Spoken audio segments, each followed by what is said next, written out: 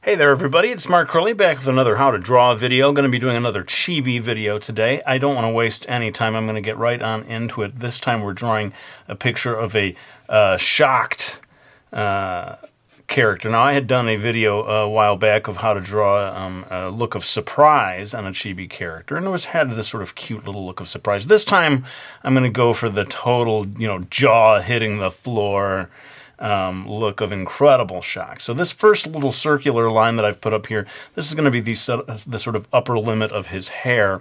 I'm going to go in right here and do something sort of delineating his chin, the lower part of his head, and it reminds me a little bit of a sort of baseball diamond. What do you call that? Home plate, maybe, is what that's reminding me of. Getting this line here in place, I'm going to move on to just sort of lightly sketching in where the rest of the body will go. Now, part of my idea is to give him a posture that accentuates the look of surprise. So I'm shifting his whole body over to one side, and this suggests that his head is really sort of shifting forward, without actually drawing the jaw falling all the way down to the ground, which I suppose some people will do sometimes, and for a comical effect. This posture helps convey that idea of leaning forward in total dismay. Now I'm going to just move on. That's sort of like loose lines for what will eventually be the body.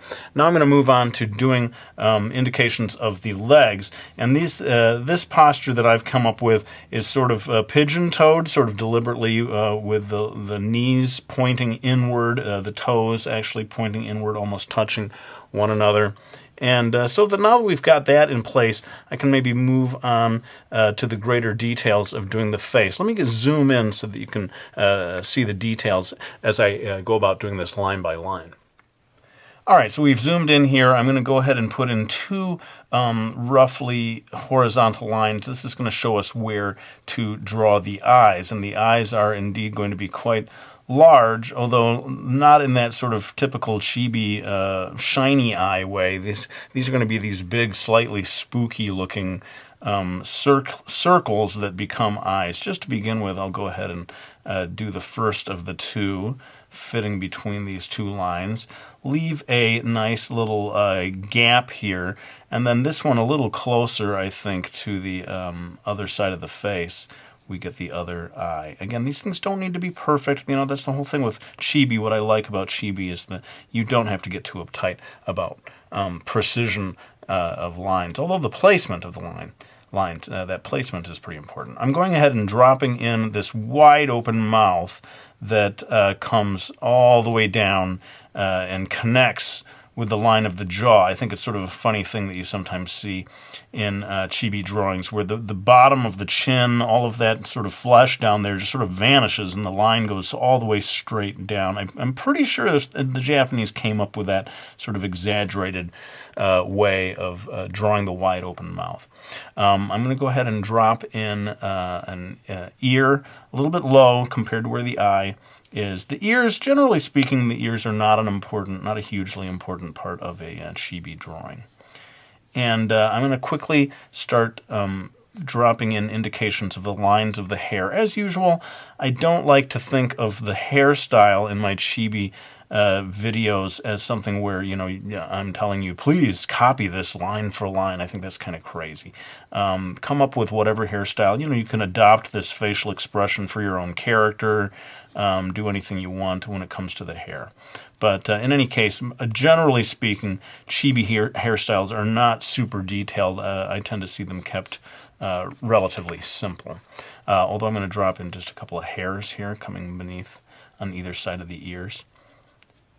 And maybe just while I'm at it, let's go ahead and get the eyebrows in. Now, you all know when someone's shocked, the eyebrows go up. We got two different kinds of eyebrows in this drawing, which makes it sort of interesting. This first one's going way up like that. The second one, not quite so high up. It's almost looks a little bit like an angry eyebrow, not coming all the way in toward that circle. But the fun part for me is when we get right in here, I'm going to do one of these little zigzags here. at the end that sort of, I think, symbolizes the furrowing of the brow, those wrinkles that happen. And that kind of gets to it. Now, the one last thing in terms of details here, when I eventually go in and darken these lines up, this whole thing is going to get fairly thick. So I'm just showing you the basic thickness of that. It is sort of interesting. There's no pupils. You're just seeing the exterior. And then sometimes you'll see about 3 lines dropped in down here.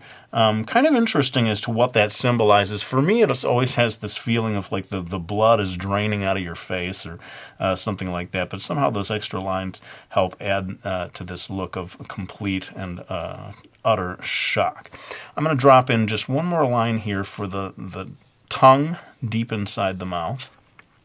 Later on, when I finalize these lines and do shading and so forth, we'll be getting into more with that. But let's just move on straight on to doing the body and the legs. Okay, so I definitely don't want to make this too much of a video about clothing choices. As I said, I sort of like the idea of people adapting this to their own characters. This guy, I've decided, you could see as I drew the background, that he's sort of going to be what they call a salaryman in Japan, the sort of office worker. And by the end of it, he is clearly, you will see that he's clearly seeing something that is totally causing his jaw to hit the floor at the office. I'm not going to tell you what it is. I'll let you guys tell me in the comments. I'm sure you'll come up with many interesting ideas for what it is that he sees that is producing this look of shock on his face. But so, like I said, I don't intend for everyone who follows this video to draw a guy wearing a suit. You know, you should be able to theoretically put this facial expression onto any character, but my guy is sort of like an office worker, so I'm putting him in a suit. But the one thing that may apply, if you want to follow along with this, is the in terms of the posture, is this idea of having the legs, or not the legs. Come on, Mark, you know the difference between the legs and the arms. The idea of having the arms, hanging straight down at his side. I experimented with different postures of like the elbows jutting out and so forth, and I found actually that a simple posture of just the hands flopping down at the sides was my preferred look for this guy in a total state of shock. What is it with me today? I can't pronounce anything. A tate of stock. In any case, we can move on now to the legs. I told you how we were going to do, and I am erasing here. I am erasing, people. Come on. And I'm going to go ahead and draw how I said the legs are pointing in towards each other, getting kind of knock-kneed. I think this goes a long way towards conveying that look of shock. And we get down here to the feet. I'm going to just do a simple line here for like the cuffs at the bottom of his suit pants. I think it's helpful sometimes to get just a little indication of wrinkles here on the sides of the pants. But again, I really never did intend for this video to be too much about the clothing. It's more about the facial expression. Speaking of which, I do believe it's time to pull back and get into the details of the face.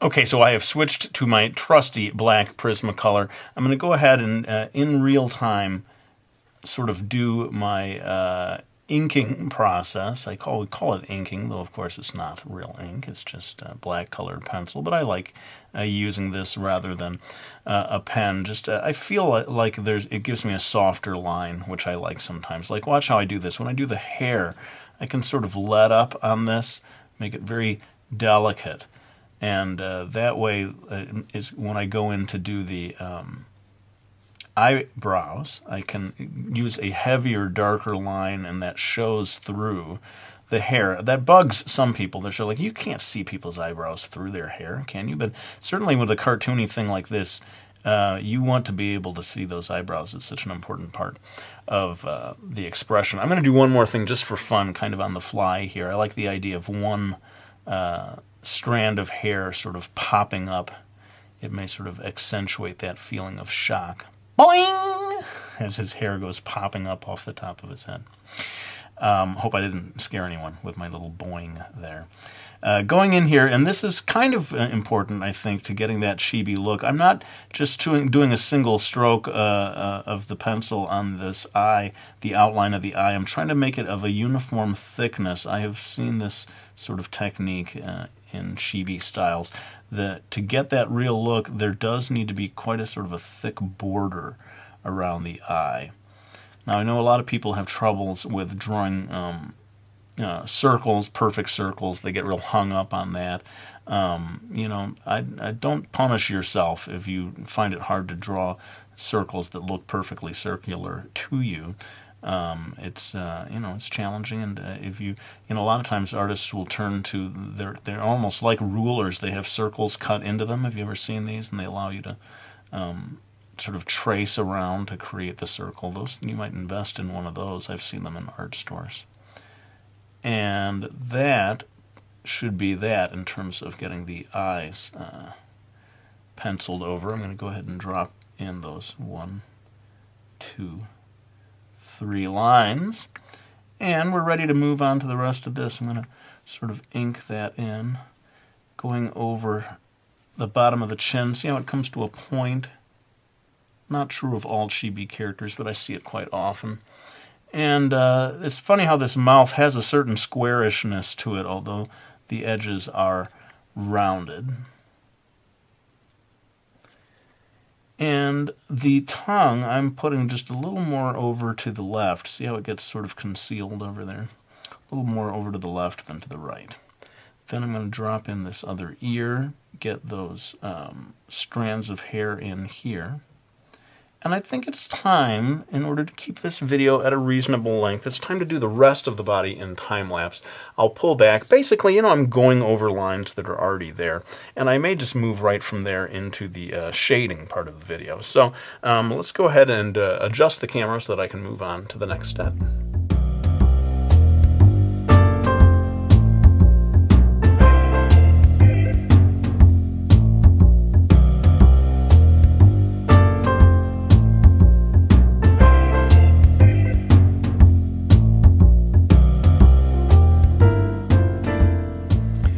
Okay, so you can see as I did all the toning, I decided to add a little spilled cup of coffee here, like whatever he saw shocked him so much that he had to drop the mug of coffee on the floor.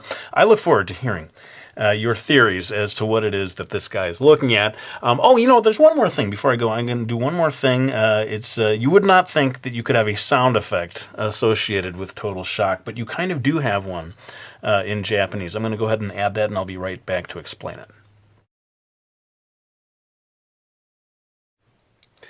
Okay, so you can see I added here in Japanese, all in katakana, gan. And don't ask me, how does gan refer to being totally shocked? But it somehow does. It's just that big sound effect, maybe kind of like how we go dun dun dun dun or whatever.